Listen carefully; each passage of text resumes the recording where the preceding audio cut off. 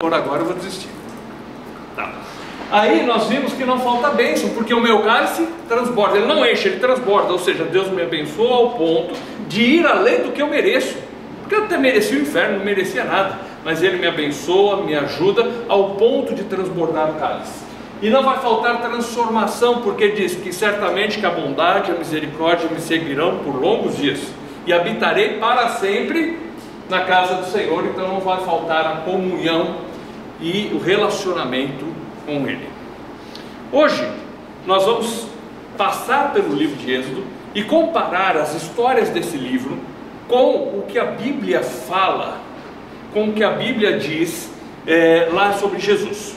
E aí nós vamos começar a entrar no assunto do Espírito Santo, o papel dele no Velho Testamento e no Novo, e por que hoje existe tanta confusão quando se fala de Espírito Santo, tantas coisas que ficam confusas na nossa mente, porque cada religião diz uma coisa diferente. Vamos lá, em Êxodo capítulo 12, versos 5 a 8, nós estudamos essa história e vamos compará-la com o sacrifício de Cristo. Então, Êxodo capítulo 12, versos 5 a 8, alguém pode ler, por favor? O animal será sem defeito, macho de 1 ano. Podereis tomar tanto um cordeiro como um cabrito. E o guardareis até o 14º dia deste mês. Então toda a Assembleia de Israel o imulará ao crepúsculo. Tomarão do seu sangue e o porão sobre as 2 ombreiras e sobre a moldura da porta das casas em que o comerem. Naquela noite comerão a carne assada no fogo com pães sem fermento e ervas amargas. Bom, nós sabemos que essa história se refere à primeira Páscoa, quando Deus liberta o povo de Israel do Egito. Então nessa noite era morto o cordeiro e o sangue colocado nos umbrais da porta. Em 1 Pedro, nós vamos fazer uma comparação com 2 textos lá, então você pode abrir lá no finalzinho da Bíblia, bem perto de Apocalipse. Você achou Apocalipse? Volta um pouquinho, vai ser Judas, João, as cartas de João, que são 3, e as de Pedro. Primeira carta de Pedro, capítulo 1, versos 18 e 19. Espera todos acharem.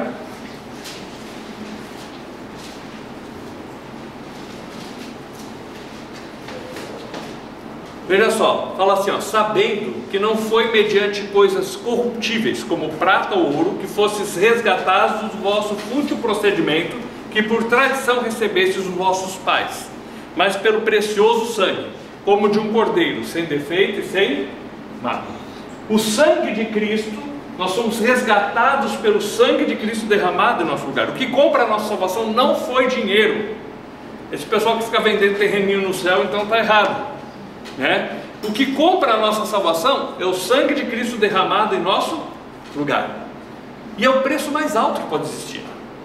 Eu já vi pessoas dizerem assim, essa salvação é muito barata, porque é só crer.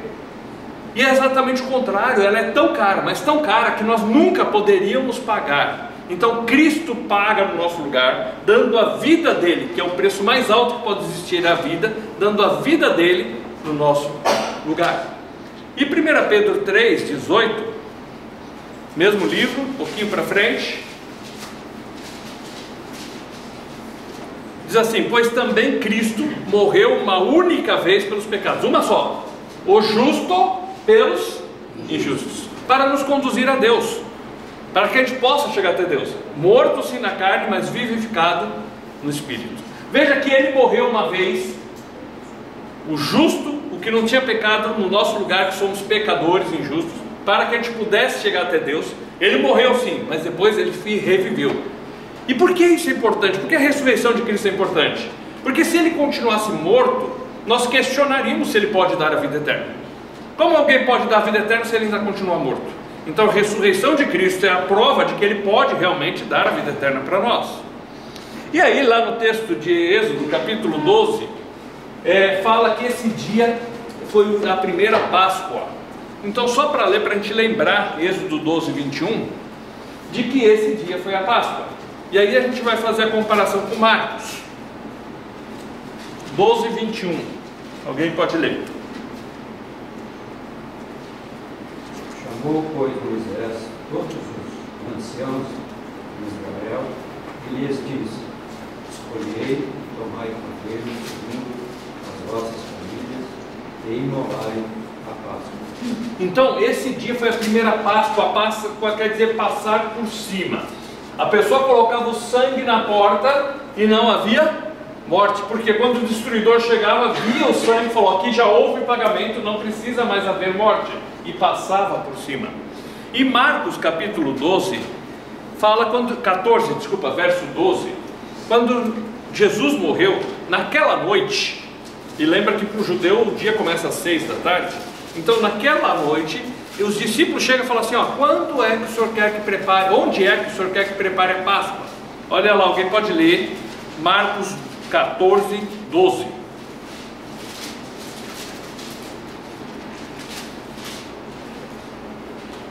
E no primeiro dia da festa dos pães asmos, quando sacrificavam a Páscoa, disseram-lhe os discípulos: aonde queres que vamos fazer os preparativos para comer a Páscoa? Então, o dia que Jesus morre, porque lembra, começa às 6 da tarde, vai até às 6 da tarde no outro dia, foi exatamente o dia da Páscoa, onde o cordeiro era morto. Então tudo se aplica a Jesus Cristo. Lá no passado, o sangue colocado na porta fazia com que a pessoa não morresse, porque o inocente levou no lugar dele a culpa. Então aquela pessoa lá dentro estava salva, porque o sangue foi colocado na porta. E interessante que era para pôr de um lado, do outro lado, em cima, fazendo exatamente a figura de uma cruz. E aí Cristo vem para nos salvar e morre na cruz exatamente no dia da Páscoa. E quando nós colocamos o sangue dele na porta da nossa vida, então não há mais condenação, não há mais morte. Quando a gente quer fazer do jeito da gente, quando a gente não confia no meio dele, ainda continua a condenação sobre nós. Quando o povo sai dali, vai para o Mar Vermelho, ali, chega ali na frente do mar, essa história traz algumas lições importantes para a vida da gente, pensando nas situações que nós enfrentamos no dia a dia. Nós conhecemos a história e nós vamos passar rapidamente pela história para focarmos na questão das aplicações e no que isso tem a ver, no que isso nos ensina no dia a dia. Alguém pode ler capítulo 14, Êxodo 14, versos 13 a 15.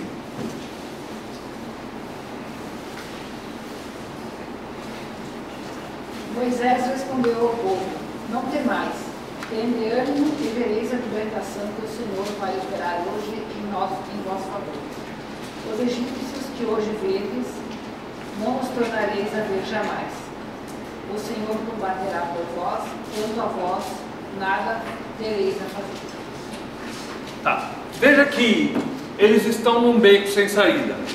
Eles entram num vale, numa região montanhosa, mas passam por aquele vale e saem na frente do Mar Vermelho. Na frente o mar, dos lados as montanhas altas e atrás o exército.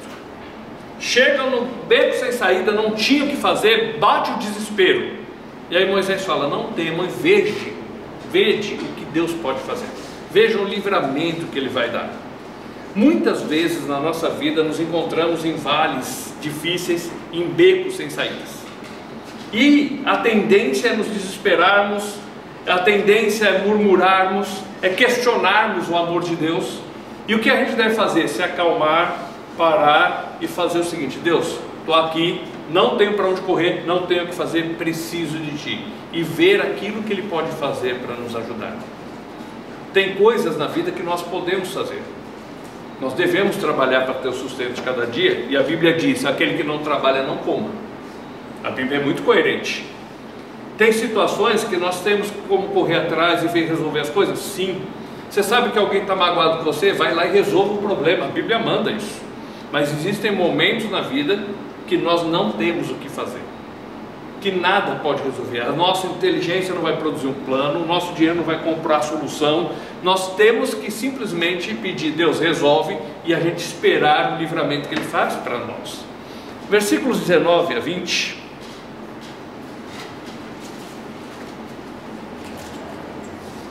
Alguém pode ler? Então o anjo de Deus, que ia adiante do exército de Israel, se retirou e passou para trás deles. Também a coluna de nuvem se retirou por dentro deles e se pôs atrás deles. E iam entre o campo dos egípcios e o campo de Israel. A nuvem era escuridade para aqueles e para este esclarecia a noite, de maneira que em toda a noite este e aqueles não puderam aproximar-se. Veja que Deus poderia nessa hora abrir o mar e falar: ó, seguinte, gente, fiz a minha parte, agora é com vocês. Não poderia? Mas Deus não fez assim. Deus sabia que se só abrisse o mar, o povo poderia ser alcançado pelo exército inimigo no meio do mar e ser morto. Talvez alguns mais rápidos, mais jovens, mais fortes conseguiriam escapar, mas haviam pessoas idosas, haviam crianças ali, mulheres grávidas. Como escapariam? Não teria como. Então Deus pensou em todos os detalhes para resolver o problema deles. Primeiro Deus abre o mar, pega a coluna de fogo, põe atrás deles para iluminar o caminho, pega a coluna de nuvem e coloca atrás da de fogo para que os egípcios não conseguissem chegar, e eles se entravam no meio daquela nuvem, se perdiam no meio daquilo e andavam com dificuldade. Então Deus toma todos os passos, pensa em todos os detalhes para que eles chegassem a salvo do outro lado. A mesma coisa Ele fez com respeito à nossa salvação. Ele poderia dizer o seguinte: Cristo morreu na cruz, pagou o que você já fez, mas daqui para frente tu te vira. Se der qualquer coisa errada, você perdeu. E Deus não, Ele pensou em todos os detalhes. Ele providenciou o Cordeiro para morrer no nosso lugar, providenciou Jesus, mandou o Filho dele vir no mundo. Cristo vai e paga os nossos pecados, não paga um ou dois, mas disse que estava tudo pago, está tudo consumado. Ele pagou todos os nossos pecados e ainda nos ajuda a viver nesse mundo agora.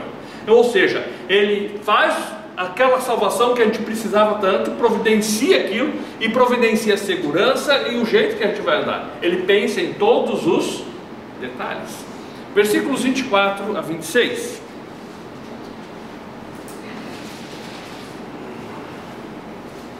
No fim da madrugada, do alto da coluna de fogo e de nuvem, o Senhor viu o exército dos egípcios e os pôs em confusão. Fez que as rodas dos seus carros começassem a soltar-se, de forma que tinham dificuldade em conduzi-los. E os egípcios gritaram: vamos fugir dos israelitas? O Senhor está lutando por eles contra o Egito. Então, o que acontece? Deus também luta a favor deles, ao ponto de emperrar a roda dos carros de guerra, ao ponto dos egípcios verem o seguinte: Deus está lutando por eles, vamos correr, vamos voltar, porque nós não vamos dar conta. Veja que Deus faz toda a obra e não parte dela somente. E é assim que Ele faz na nossa vida, na nossa salvação. Ele faz uma obra completa e não parcial. Versículo 31. Viu Israel o grande poder que o Senhor tinha exercido contra os egípcios. Por isso o povo temeu o Senhor e confiou nele e em seu servo Moisés. Então, o povo viu como Deus, com uma mão poderosa, agiu em seu favor. É na hora do vale, é na hora do beco sem saída, é na hora da adversidade, da dificuldade que nós vemos a manifestação do poder de Deus na nossa vida. Muitas vezes, quando a nossa vida está indo muito bem, nós nos esquecemos de Deus. Muitas vezes nós não lembramos que Ele está ali do lado. Mas nas horas difíceis é que nós aprendemos as lições mais significativas para a nossa vida.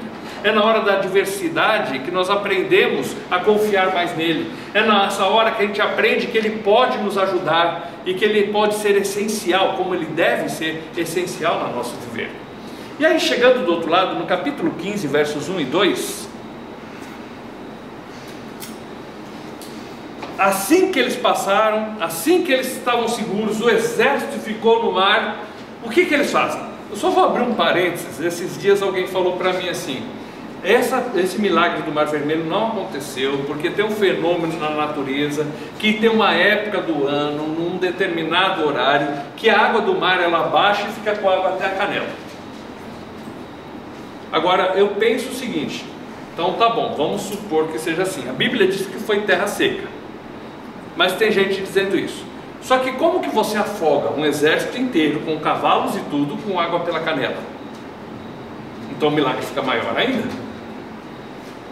Então as pessoas às vezes querem questionar a ação de Deus, o milagre de Deus, e acabam criando outros problemas que não têm explicação. A Bíblia diz que ficou seco, eu acredito que ficou seco, porque é o mesmo poder que criou o mundo, eu acredito que criou, e é o mesmo poder que resgatou minha alma do inferno, eu acredito que fez isso, então eu creio no poder dele, eu creio no que a Bíblia diz. Capítulo 15, versos 1 e 2, o que eles fazem do outro lado, no outro dia cedo? Alguém pode ler versos 1 e 2?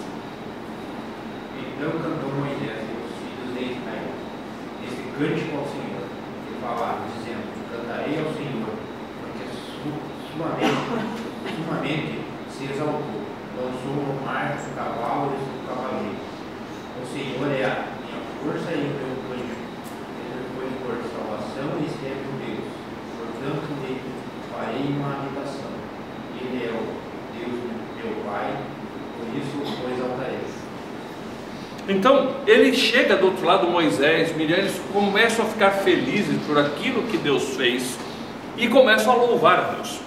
É interessante que tem no livro de Salmos os Salmos eram o inário do judeu, eram os cânticos que eles entoavam a Deus.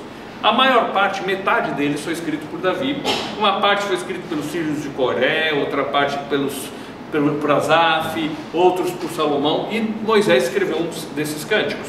Ele começa a louvar a Deus por quê? Pelo que Deus fez na vida deles. Eles olham e viram o poder de Deus, viram o que Deus fez, viram como Deus agiu, como Deus os livrou, como Deus os ajudou. E aí nessa hora o coração deles se enche de alegria e eles querem cantar agradecendo a Deus por aquilo que Ele fez. Veja que existe uma diferença entre o louvor que é entoado aqui e o que muitas pessoas entoam. Muitas pessoas dizem que estão louvando a Deus, mas estão exigindo coisas, determinando que Deus faça o que eles querem. Isso não é louvor. O louvor verdadeiro é quando eu olho para Deus, vejo a grandeza dele e quero em gratidão oferecer essa música a Ele. Então aquilo que está escrito, aquela letra que está sendo cantada, ela deve determinar a minha rendição a Deus, o meu amor a Ele, a minha gratidão a Ele. Então isso sim é louvor. Alguns exemplos que a gente poderia olhar. Vamos ver, razões para louvar a Deus. Verso 4. Alguém pode ler o 4. Lançou no mar os carros de Faraó e o seu exército, e os seus escolhidos príncipes afogaram-se no mar vermelho. Então, primeiro ele está louvando a Deus pelo que Deus fez. Ele olhou para trás, viu o que Deus fez e louva a Deus. Nós podemos olhar e louvar a Deus pelo que Ele fez, pelo que Ele faz nas nossas vidas. É só olhar o sacrifício de Cristo no nosso lugar e agradecer a Deus porque Cristo pagou os nossos pecados na cruz. Eu ia para o inferno, mas Ele morreu no meu lugar. Então eu louvo agradecendo a Ele por isso. Eu louvo a Deus pelo que Ele é. Ele é grande, Ele é maravilhoso, Ele é poderoso, foi Ele que me salvou. Eu louvo a Deus pelo que Ele faz no dia a dia. O mesmo que me salvou, que mandou seu filho morrer por mim, é o Deus soberano que controla o universo, mas é um Deus que se preocupa comigo no dia a dia. Eu sei que muitos na correria às vezes não tiveram tempo de ouvir sobre o Salmo 8 que a gente colocou hoje, que diz no verso 1, Senhor, Senhor, quão magnífico é teu nome em toda a terra. E aí fala da criação, mas fala que Ele dá força desde o pequenininho que está lá amamentando ainda. Ele pode ajudar o necessitado, Ele pode ajudar o fraco, Ele pode ajudar aquele que não tem força, aquele que está precisando de auxílio. Depois fala que a grandeza de Deus a gente pode ver na obra que Ele fez. E quem é o homem para que Ele se lembre dele? Mas Deus se lembra da gente, se preocupa com a gente, nos ajuda a cada dia. Mesmo sendo soberano do universo, o Todo-Poderoso, Ele se preocupa individualmente com cada um de nós. E aí Ele termina dizendo a mesma coisa: Senhor, Senhor, quão magnífico é o teu nome em toda a terra. Então nós podemos louvar a Deus pelo que Ele fez, pelo que Ele é e pelo que Ele faz. Vamos no livro de Salmos, só ver 3 salmos ali rapidamente. Salmo capítulo 9, verso 1.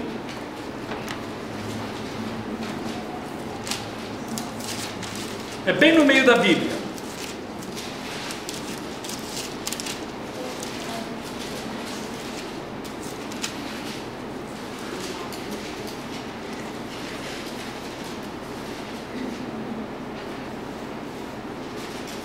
Diz assim: louvar-te-ei, Senhor, de todo o meu coração.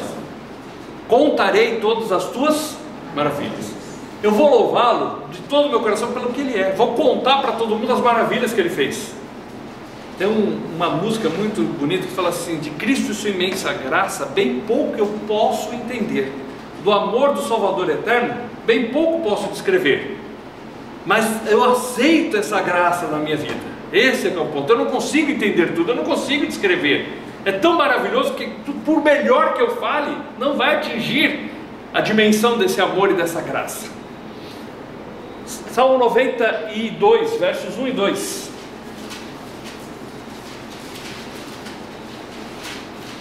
Só por curiosidade, eu falei que Moisés escreveu os Salmos. É o Salmo 90, tá?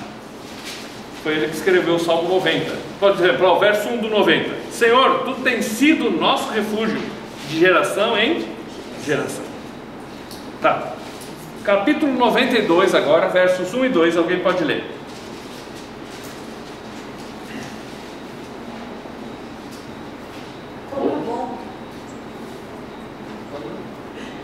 Como é bom render graças ao Senhor e cantar louvores ao Teu nome, ó Altíssimo.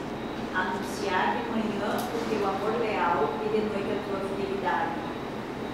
Então, é bom render graças ao Senhor, ser grato a Ele e falar das maravilhas dEle, anunciar a sua misericórdia, a sua fidelidade. Eu sou salvo pela misericórdia dEle, porque Jesus me salvou. Ele é fiel, o que Ele promete Ele cumpre. Ele tem cuidado de mim através dos tempos. Salmo 136, verso 1.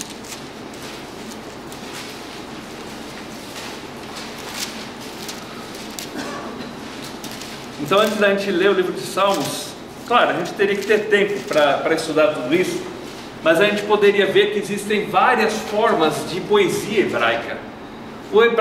A poesia hebraica não se preocupa muito com a rima, mas sim com a comparação de ideias. Então tem os Salmos, por exemplo, o Salmo 119, que é o maior capítulo da Bíblia, que ele tem 176 versos.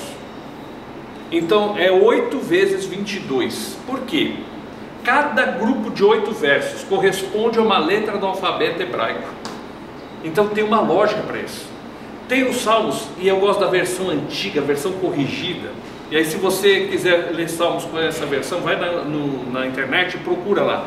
Versão corrigida, Salmos com a palavra Selá. Porque a Selá é o que? Era o final da estrofe. Então ele vai contando, vai cantando para a estrofe. Aí vem a segunda estrofe, vem a terceira. E você vê, quando você vê a palavra, vê nitidamente a mudança. Então o Selá queria dizer assim, uma pausa para tocar os instrumentos, e aí voltava e ia para a próxima estrofe. Daqui a pouco eu vou mostrar só um exemplo, não está nem no PowerPoint, para vocês verem como que funciona isso. E o Salmo 136 é um salmo responsivo. Então olha só, verso 1. Às margens dos rios de Babilônia, nos assentávamos chorando, lembrando-nos desse ano. Tá. Nessa versão sua é 135, então. 135? Porque lembra das versões? Então ela, no Salmo 8, no Salmo 9 e 10, eles juntam lá, eles juntam ali e depois separam lá no finalzinho para dar 150. Porque aquela versão foi traduzida do latim e as demais são traduzidas direto do hebraico. É uma diferença de numeração. Pode ler você mesmo, não Vera. Louvai o Senhor porque Ele é bom, porque sua misericórdia é eterna. É o mesmo que está no 136 das outras versões. Louvai ao Senhor porque Ele é bom, a sua misericórdia é eterna. E a minha versão, a sua misericórdia dura para sempre. Todos os versos, todos eles aparecem, porque a sua misericórdia dura para sempre. Então o que estava puxando o cântico, ele cantava o começo e todo mundo cantava decorado, fácil, porque a sua misericórdia dura para sempre. E aí olha só os versos 25 e 26.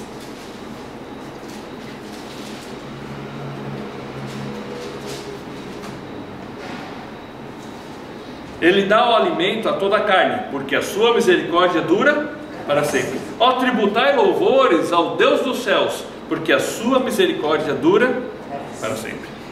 A gente louva pelo que Ele fez, pelo que Ele faz, pelo que Ele é. Ele cuida da gente, Ele salva, Ele dá o alimento, Ele nos ajuda nas nossas dificuldades. É por isso que a gente louva a Deus. Então eu vou abrir aquele parênteses só por curiosidade da questão de poesia hebraica. Vamos no Salmo 46. porque eu falei muito, aí falei de um tipo de salmos, eu tenho que explicar para vocês agora, né? Então, 46. Na minha daí seria o 45. 45, provavelmente. Deus é nosso refúgio e fortaleza, tá vendo ali? Isso. É isso aí, então tá bom. Eu vou contar uma história muito curiosa sobre esse verso.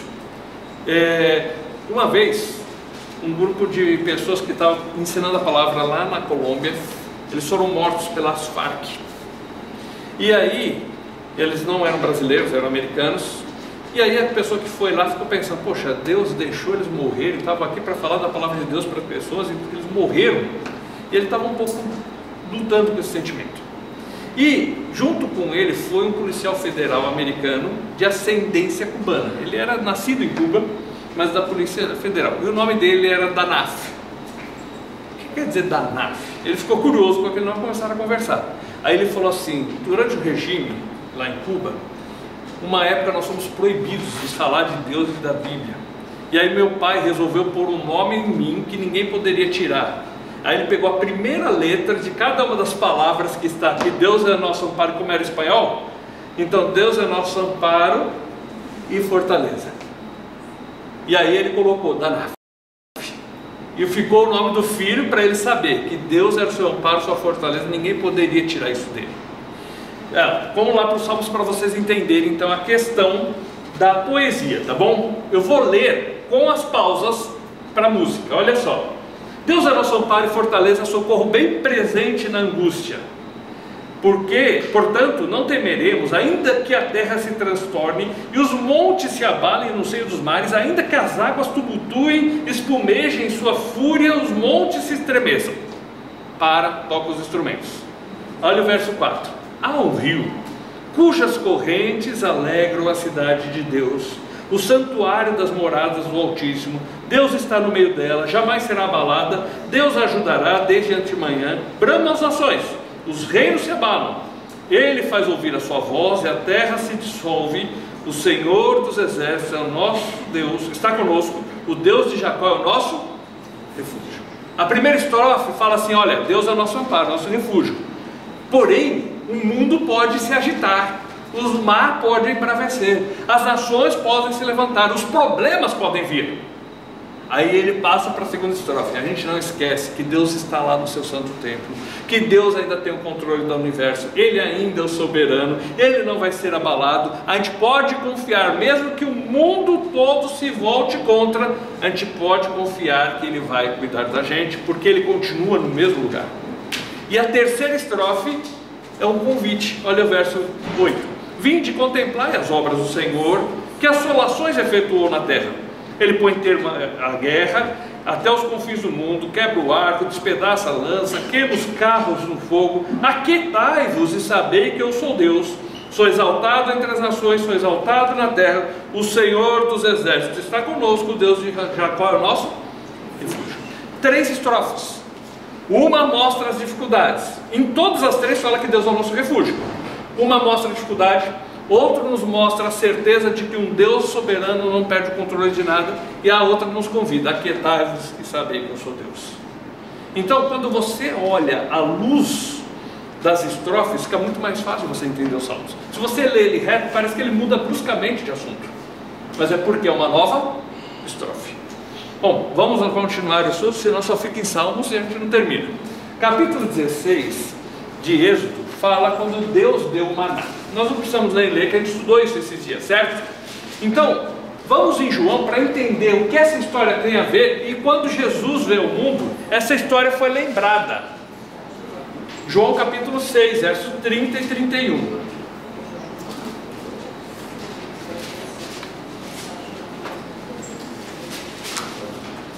Evangelho de João, capítulo 6, versos 30 e 31.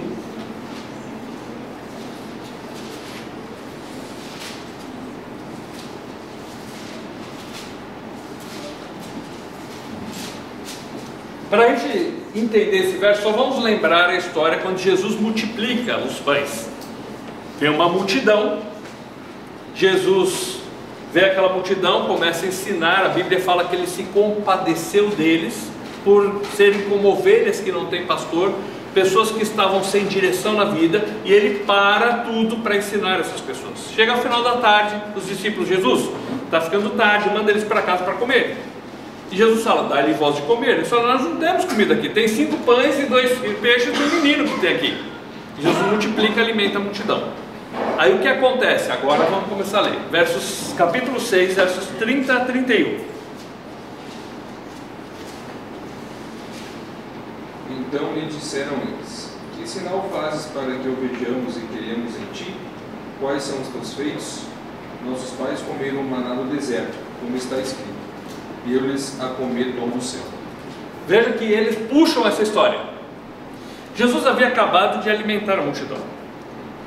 Aquelas pessoas que estavam ali viram Jesus multiplicar os pães, viram Jesus curar doentes, viram Jesus exercer autoridade sobre demônios, expulsar os demônios, viram Jesus curar a lepra, que era a doença mais terrível da antiguidade. Ou seja, eles viram os milagres de Jesus, não viram?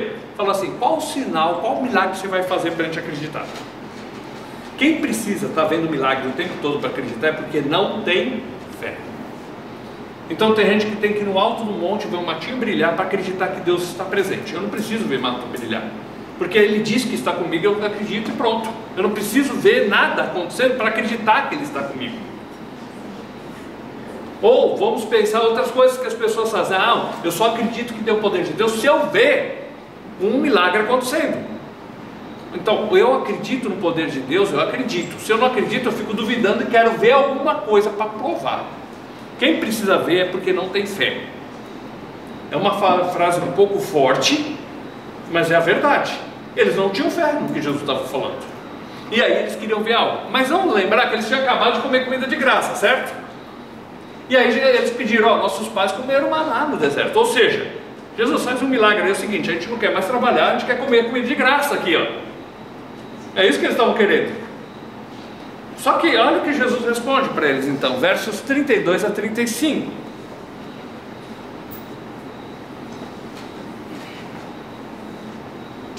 Alguém pode ler 32 a 35. Disse-lhe, pois, Jesus: na verdade vos digo, que Moisés não vos deu o pão do céu, mas meu Pai vos dá o verdadeiro pão do céu. Porque o pão de Deus é aquele que desde o céu é da vida ao mundo. Disseram-lhe, pois: Senhor, dá-nos sempre desse pão. E Jesus lhe disse: eu sou o pão da vida. Aquele que vem a mim não terá fome, e quem crê em mim nunca terá sede. Então Jesus falou o seguinte: eu vou dar um sinal para vocês. Eu sou o pão do céu. Vocês não precisam do maná. Aí eles queriam o quê? Comida de graça. Jesus está falando: eu vim e dei a vida por vocês. Eu sou o pão que desceu do céu. Eu vim para salvar vocês. E aí ele está dizendo: eu sou o pão da vida. Quem me segue jamais terá fome, jamais terá sede. E ele é enfático.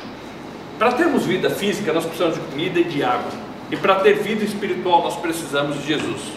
E aí ele diz: aquele que vem a mim jamais terá fome, jamais terá sede. Isso é uma promessa de que ele sacia de uma vez por todas. O sacrifício dele é suficiente. A salvação que ele oferece é definitiva, porque jamais terá fome, jamais terá sede. 36. Alguém pode ler? Mas já vos disse-te também: vós me vistes, e contudo não credes. Então ele fala assim: vocês viram, mas vocês não creram. Tem pessoas que veem e não creem. Quem precisa ver alguma coisa é porque não tem fé. Aí verso 37. Todo aquele que o Pai me dá virá a mim, e o que vem a mim não o lançarei fora. Aquele que vem a mim eu não vou lançar fora. Tem outra versão que é mais enfática: de maneira nenhuma o lançarei fora. Isso mostra a garantia que ele nos dá, que se a gente chega até ele, ele de maneira nenhuma nos lança fora. Verso 40. De fato, a vontade de meu Pai é que todo homem que vive e vir o Filho e nele crer tenha vida eterna, e eu o ressuscitarei no último dia. Todo aquele que vê no Filho, que crê no Filho, que entender, que vê que Ele é o Salvador, a vontade de Deus é que todo homem veja e tenha a vida eterna. E Ele está falando, e eu prometo que eu vou ressuscitar essa pessoa no último dia. E a gente já viu que é a ressurreição do corpo, porque a alma e o espírito estão com Deus. Versículo 47 e 48. Na verdade vos digo que aquele que crê em mim tem a vida eterna. Eu sou o pão da vida.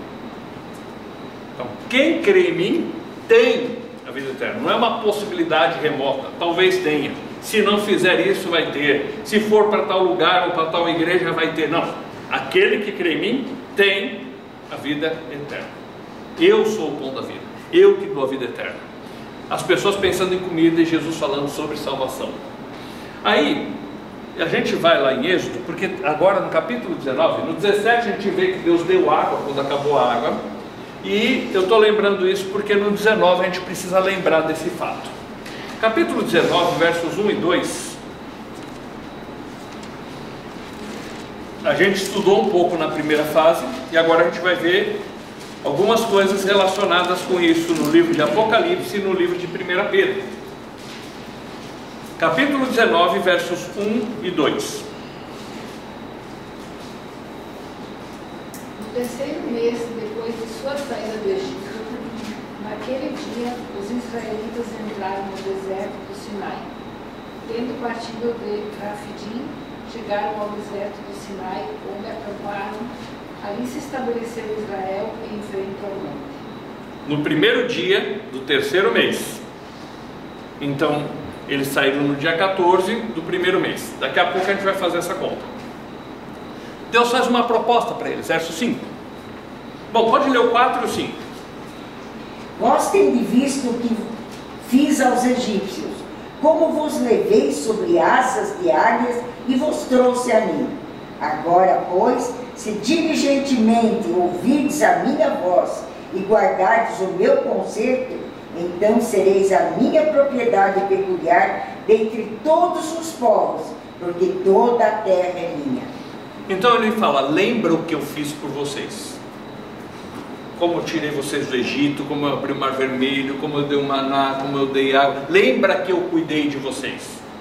E agora vamos fazer um acordo. Se vocês ouvirem a minha voz, então vocês vão ser minha propriedade peculiar. Era um acordo condicional. Vocês me obedecem e vocês vão ser o meu povo.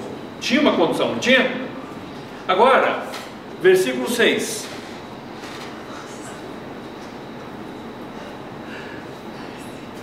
Vós me sereis reino de sacerdotes e nação santa. São estas as palavras que falarás aos filhos de Israel. Então eles seriam propriedade particular, reino de sacerdotes e nação santa. Agora, o que isso tem a ver com a gente hoje? Isso foi falado para o povo de Israel, um acordo condicional. Vocês me obedecem e vocês serão isso. Em 1 Pedro, capítulo 2, finalzinho da Bíblia,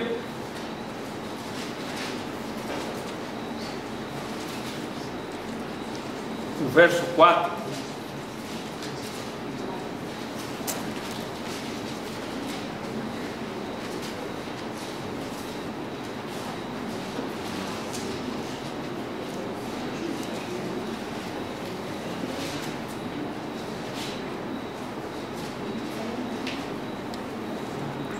Alguém pode ler o verso 4? Cheguem perto dele a pedra viva que os seres humanos rejeitaram como inútil, mas que Deus escolheu como de grande valor. Pedro está dizendo que Cristo é a pedra. Muitas pessoas têm religião que ensina que Pedro é a pedra, baseado no texto de Mateus, capítulo 16, quando ele fala sobre essa pedra edificarei a minha igreja. Nós temos que entender que no grego é um trocadilho de palavras aqui. Pedra é rocha, e ele diz assim, então eu te digo, tu é Petros, fragmento de rocha, e sobre esta rocha edificarei minha igreja. O que era isso? Jesus tinha perguntado, o que o povo diz que eu sou? Aí eles dizem, uns dizem que você é profeta, outros dizem que é Elias. E o que vocês dizem que eu sou? Pedro disse: tu és o Cristo, filho do Deus vivo. E aí Jesus disse: então te digo, você é pedra, e sobre esta rocha edificarei a minha igreja. E a confirmação maior está aqui quando o próprio Pedro diz que a pedra é Cristo, não é ele. Verso 5. E quais outras pedras vivas vós também vos tornais os materiais deste edifício espiritual? Um sacerdócio santo para oferecer vítimas espirituais agradáveis a Deus por Jesus Cristo. Ele é a pedra principal, e nós temos que pensar que nas construções antigas eles achavam uma rocha com um ângulo perfeito de 90 graus, se não faziam aquele ângulo, e a partir dela o edifício todo era feito, porque ele servia de referencial para a edificação. Então Cristo é essa pedra principal, e aí ele fala: agora vocês são edificados em cima dessa fé e na pedra que é Cristo. E aí fala: vocês são um sacerdócio real. Lembra lá que fala que havia uma condição para o povo de Israel: se eles obedecessem a Deus, seriam nação santa, propriedade particular e sacerdócio real. Agora aqui está dizendo que nós somos sacerdócio real não por nós, mas por causa de Cristo, que é a nossa rocha. A base agora desse acordo é Cristo e não a obediência do povo.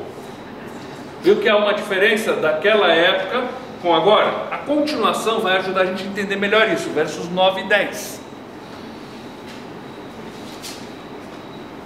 Vós, porém, sois raça eleita, sacerdócio real, nação santa. Não são as mesmas coisas? Agora não é mais Israel. Vós quem? Os que se firmaram sobre a rocha, os que creram em Cristo, que estão sendo edificados sobre ele. Então vamos lá: vós, porém, sois raça eleita, sacerdócio real, nação santa, povo de propriedade exclusiva de Deus, a fim de proclamardes as virtudes daquele que vos chamou das trevas para a sua maravilhosa luz. Vós sim, que antes não erais povo, mas agora sois povo de Deus, que não tinhais alcançado misericórdia, mas agora alcançastes misericórdia. Quem que é povo de Deus agora? Antes a gente não era povo de Deus, mas agora é por causa de Cristo. Antes a gente não tinha misericórdia de Deus, mas agora a gente tem a misericórdia de Deus. Agora está dizendo o seguinte: que o povo de Deus, a propriedade peculiar, o sacerdócio real, são aqueles que colocam a sua fé em Jesus Cristo. Não é mais para o povo de Israel, mas para todo aquele que crê em Cristo. Não está baseado na obediência aos mandamentos como foi para Israel, mas está baseado na obediência de Cristo, que morreu no nosso lugar. Quer uma prova a mais? Apocalipse é mais claro ainda. Apocalipse capítulo 5.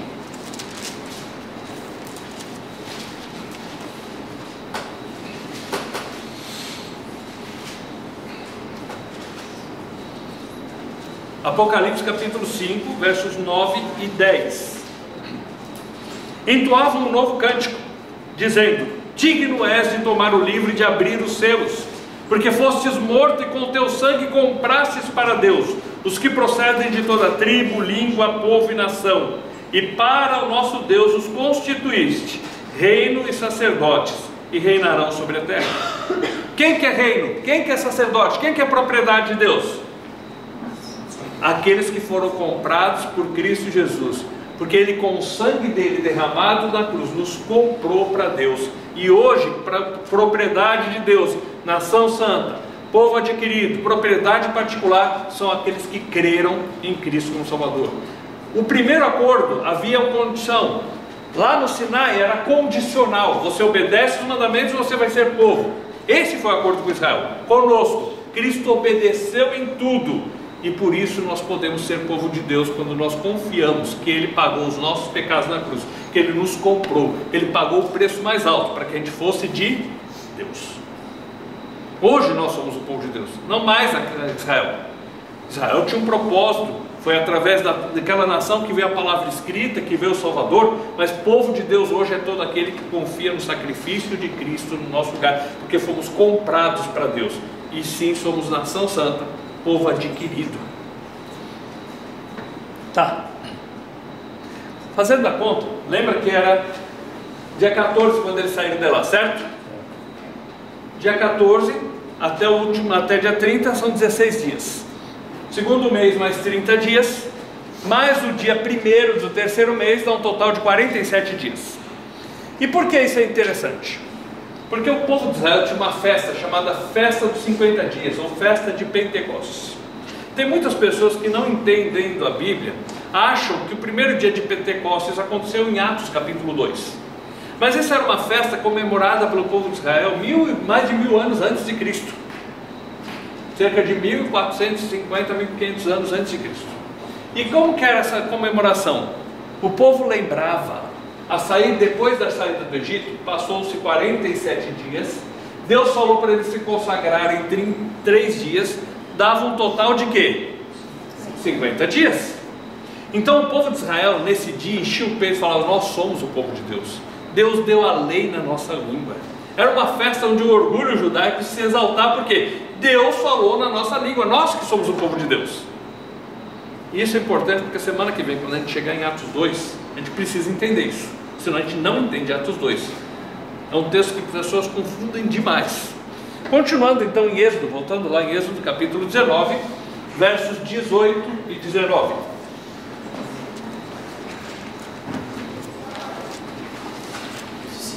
Dias é após a Páscoa, né?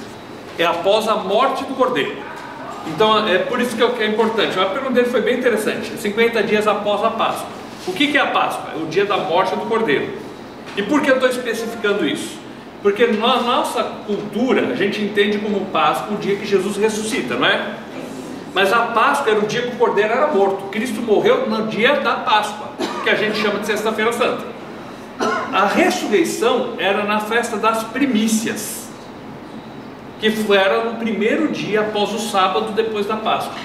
A gente teria que estudar um pouquinho Levíticos para entender isso. Levítico 23 faz uma lista das festas de Israel e especifica isso. Então, a morte de Cristo foi numa sexta-feira, que a gente chama de Sexta-feira Santa. Esse é o dia da Páscoa. O que a gente chama de Páscoa seria as primícias, que é a ressurreição de Cristo, tá? Mais para frente a gente pode voltar e entrar em alguns detalhes aqui. Mais alguma pergunta? A gente pode perguntar, comentar. Então vamos lá, Êxodo 19, versos 18 e 19. E todo o monte de Sinai fumegava, porque o Senhor descera sobre ele em fogo, e a fumaça subia como fumaça de um forno, e todo o monte tremia grandemente. E o sonido da buzina ia crescendo em grande maneira. Moisés falava e Deus lhe respondia em voz alta. Então olha só, duas coisas curiosas aqui. Havia um evento muito forte. Houve fogo, houve barulho, para mostrar esse acordo é muito sério, não é? Vocês estão entrando num acordo com um Deus santo, um Deus justo, e vocês prometeram que vão obedecer. Então se vocês obedecerem, vocês vão ser minha propriedade peculiar, povo santo, sacerdócio real, certo? E Deus mostrando que era sério. E é interessante que Moisés falava e Deus respondia. Em que língua? Chinês? Japonês? Português? Não, a língua que eles falavam, certo?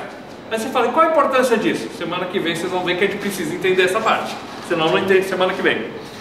Chega no capítulo 20, Deus vai dar os mandamentos, Deus dá os termos do seu acordo.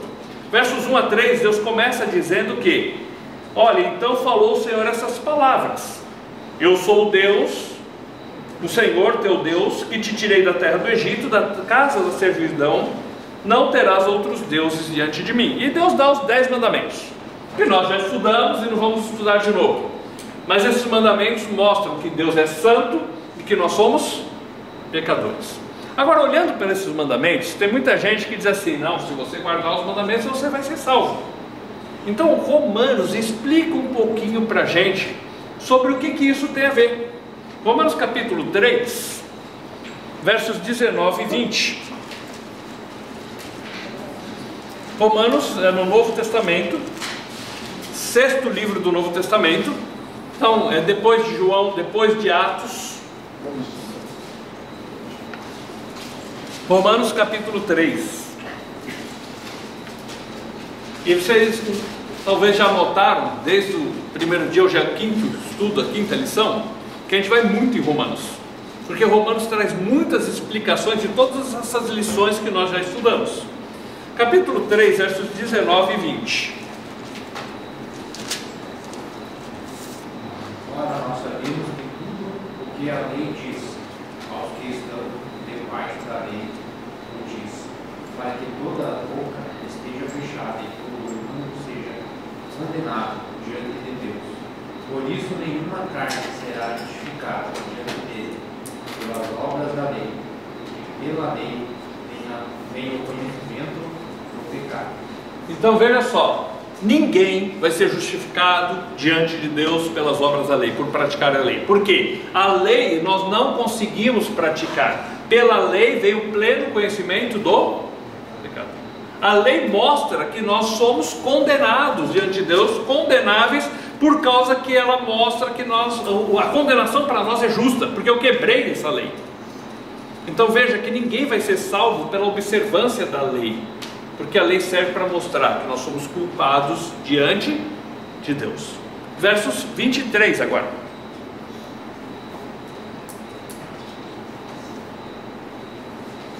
Pois todos pecaram e carecem da glória de Deus. Pois todos pecaram e carecem da glória de Deus. A versão mais antiga, corrigida, diz assim: todos pecaram e destituídos estão da glória de Deus, separados estão da glória de Deus. E aí deixa marcado aqui em Romanos, em Gálatas 3,13. Gálatas capítulo 3, verso 13. É um pouquinho para frente, mas para o final da Bíblia. Você vai virar mais ou menos umas 20 folhas.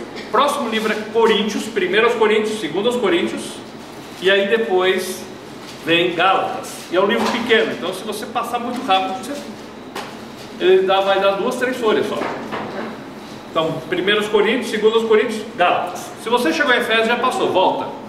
Gálatas 3,13 diz assim: Cristo nos resgatou da maldição da lei, fazendo-se Ele próprio maldição no nosso lugar, porque está escrito: maldito todo aquele que for pendurado em madeira. Então Cristo nos resgatou da maldição, porque Ele levou a maldição no nosso lugar. A lei mostrava: eu sou pecador, estou separado de Deus, maldito e mereço o inferno.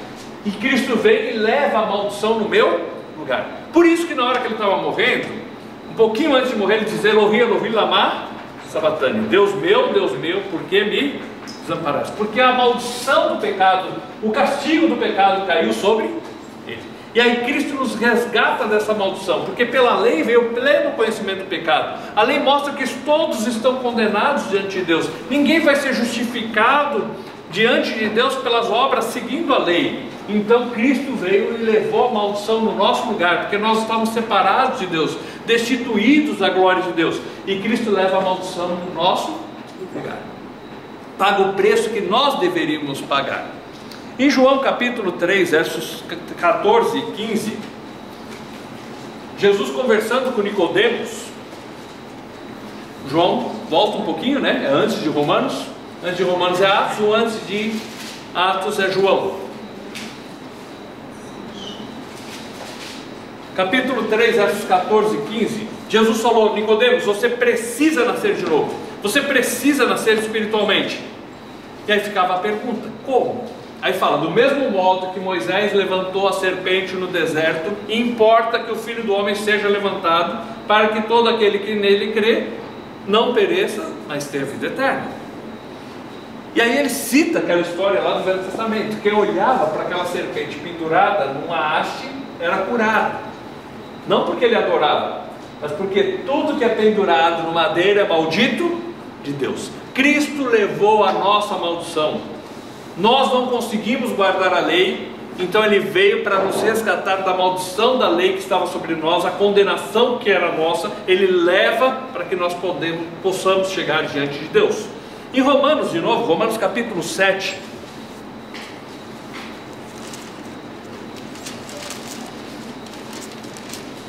Romanos 7.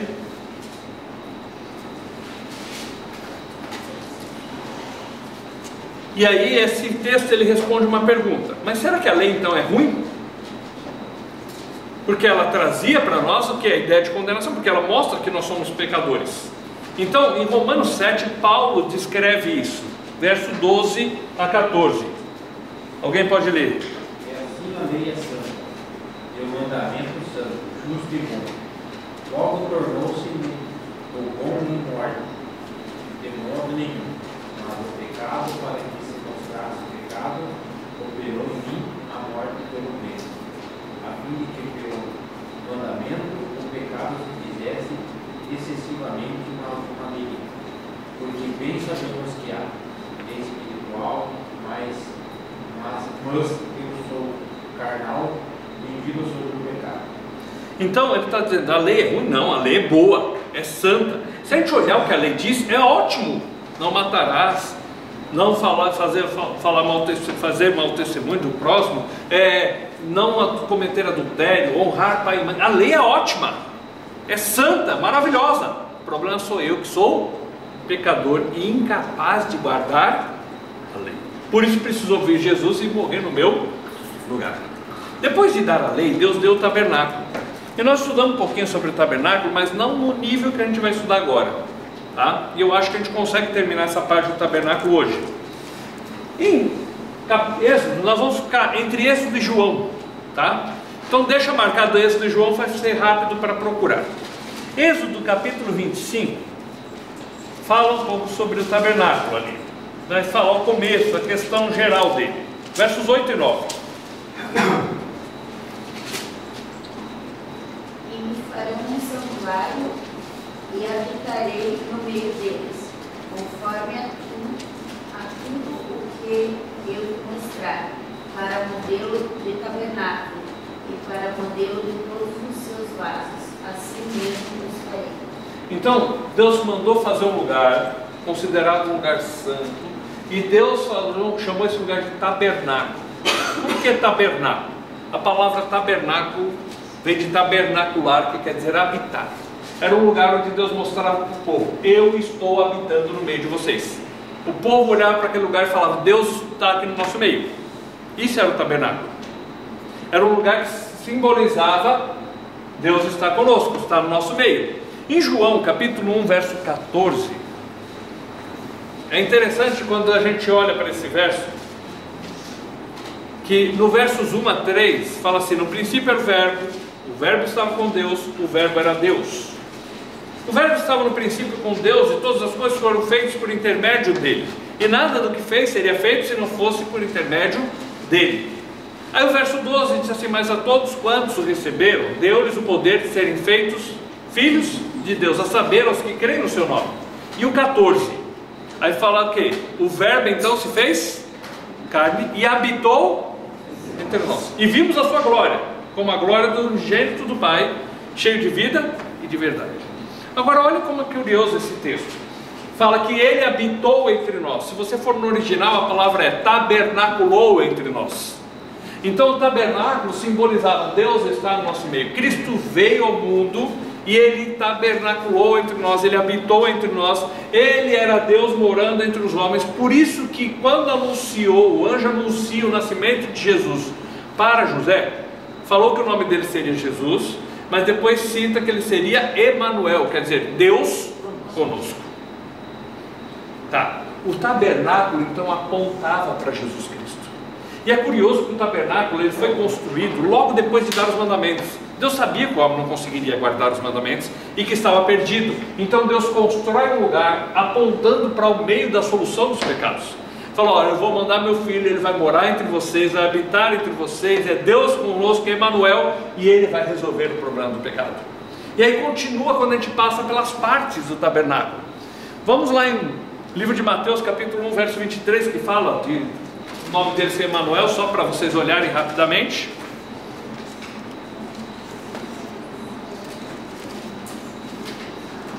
Mateus 1, 23. Eis que a virgem conceberá e dará à luz um filho, e ele será chamado pelo nome de Emanuel, Deus conosco. Em Êxodo 38, 9, continuando pelo tabernáculo, e agora nós estamos olhando o tabernáculo não como uma mera casa, mas como tudo o que está aqui apontando para a solução de Deus para os nossos pecados, tudo apontando para a pessoa de Jesus Cristo. Capítulo 38, verso 9.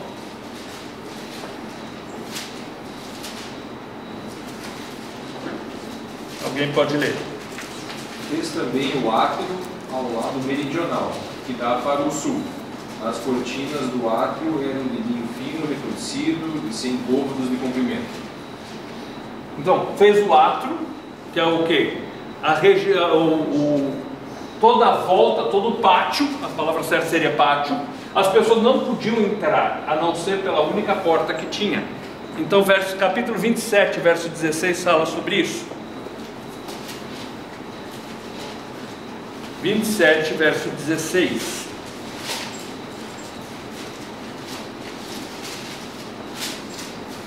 À entrada do pátio haverá uma cortina de 9 metros de comprimento, de linho fino trançado e de fios de tecido azul, roxo e vermelho, obra de bordador, com 4 colunas e 4 bases. Então havia uma única porta. Essa porta tinha 4 bases e colunas, por quê? Para sustentação, que era de tecido. Mas havia uma única porta. Nem precisa ir lá em João, porque vocês vão lembrar da história. Jesus falando do pastor de ovelhas, ele fala assim: eu sou a porta das ovelhas, quem entrar por mim será salvo. Entrará, sairá e achará pastagem. Ou seja, Cristo é a porta. Havia uma única porta para chegar. E Jesus está dizendo: eu sou a porta. E aí verso 11 fala que ele é o bom pastor, e o bom pastor dá vida pelas suas ovelhas. A gente vai para a figura do tabernáculo ainda. No capítulo 27, versos 1 e 2, fala que entrando pela porta encontrava-se o altar de holocausto ou de sacrifício. Então nós vimos que o tabernáculo, Cristo veio e habitou entre nós, Ele é Deus conosco. Havia uma única porta, Cristo é a porta. Tudo nesse lugar apontava para Jesus Cristo como a solução para o problema do pecado, para a solução para a nossa vida. Capítulo 27, versos 1 e 2. Farás também o altar de madeira refletindo. 5 côvados será o comprimento e 5 côvados a largura. Será quadrado o altar, e 3 côvados a sua altura. E farás as suas pontas nos seus 4 cantos. As suas pontas serão do mesmo, e o cobrirás de cobre. Então, esse altar era feito de 5 côvados. O côvado era a medida daqui até aqui, que dá entre 45 centímetros, meio metro, 2,20 metros mais ou menos. E esse altar era onde era feito o sacrifício. Todo dia era feito sacrifício naquele lugar, porque o povo é pecador, o ser humano é pecador, e precisava sempre chegar e oferecer um sacrifício. Esse homem reconhecia, chegava lá: olha, eu sou um pecador, eu pequei contra Deus, e aqui está esse cordeiro no meu lugar. Aí, a gente já leu hoje, então só vou citar 1 Pedro 3,18, que diz que pois também Cristo morreu uma única vez pelos pecados. Não é todo dia, uma vez só. O sacrifício dele foi suficiente, foi completo, não precisa ser repetido. Cristo morreu uma única vez pelos pecados, o justo pelos injustos, para nos conduzir até Deus. Morto na carne, mas vivificado no Espírito. Cristo, além de ser o tabernáculo, além de habitar entre nós, além de ser a porta que nos conduz até Deus, Ele também é o sacrifício no nosso lugar. Continuando, a gente poderia ir, por exemplo, para João 19,30, quando Cristo diz: está consumado. Está tudo pago. A palavra no grego é tetelestai. Depois de passar pela porta que é Cristo, oferecer o sacrifício, e Cristo é o sacrifício no nosso lugar, havia também aqui uma pia onde lavava as mãos. Êxodo capítulo 30, verso 18. Farás uma bacia de bronze para as abluções com um pedestal de bronze. Tu a colocarás entre a tenda de reunião e o altar, e deitarás água nela. Então havia uma pia onde o sacerdote, ao chegar aqui, oferecia o sacrifício e se lavava antes de entrar lá dentro. Em Apocalipse capítulo 1, verso 5, Apocalipse quer dizer revelação. Capítulo 1, o último livro da Bíblia, capítulo 1, verso 5.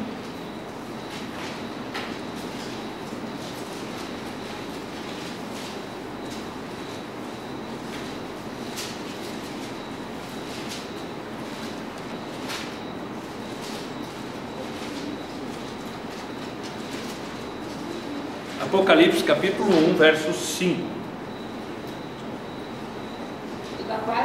Jesus Cristo, testemunha fiel, primogênito dentre os mortos e soberano dos reis da terra, aquele que nos ama, que nos lavou de nossos pecados no seu sangue.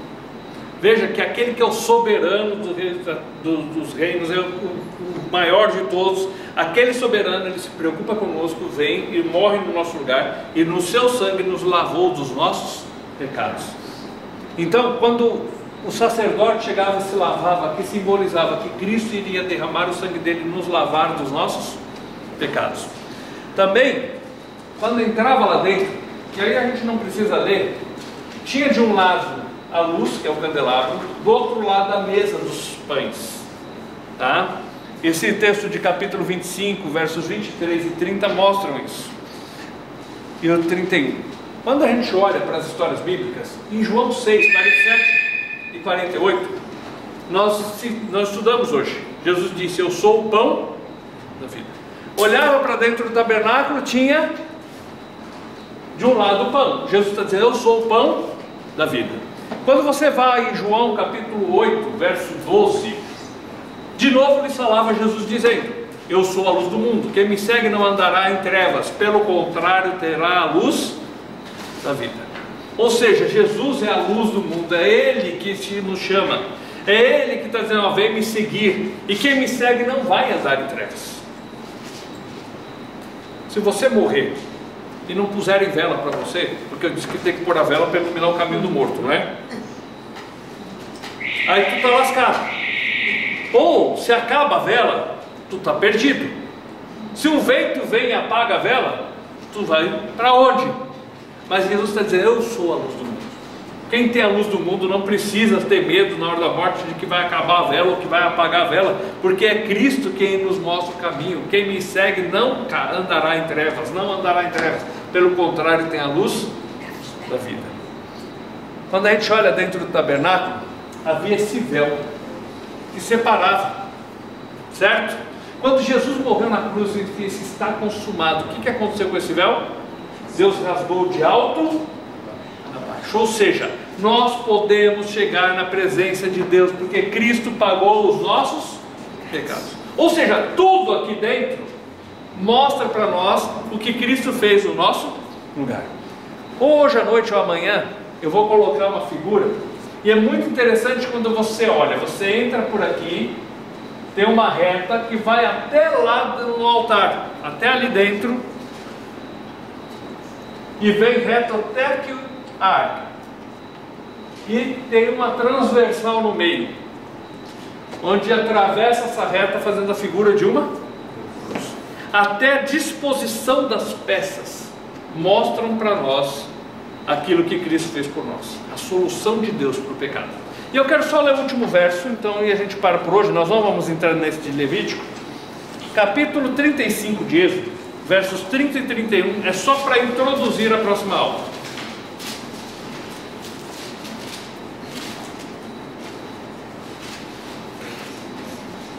Capítulo 35, versos 30 e 31, alguém pode ler? Pois disse Moisés aos filhos de Israel: eis que o Senhor tem chamado por nome a Bezaleel, o filho de Uri, da tribo de Judá, e o Espírito de Deus o encheu de sabedoria, entendimento e ciência em todo o artifício. Então, quem queria fazer essa obra? Então diz que Bezaleel seria o responsável por toda a obra. E aí diz que o Espírito de Deus entraria nele e o capacitaria para a realização dessa obra. Então no Velho Testamento o Espírito Santo vinha, entrava na pessoa para capacitá-la para a realização de algum trabalho. Aí algumas pessoas hoje ficam confusas. Então hoje é assim também? De repente ele vai entrar, vai sair, como que é isso? Então a gente vai semana que vem entender como que ele agia no Velho Testamento. Ele entrava, capacitava para a realização do trabalho. E como que funciona hoje? Aí fica para a semana que vem. Boa semana para vocês. Deus abençoe a todos.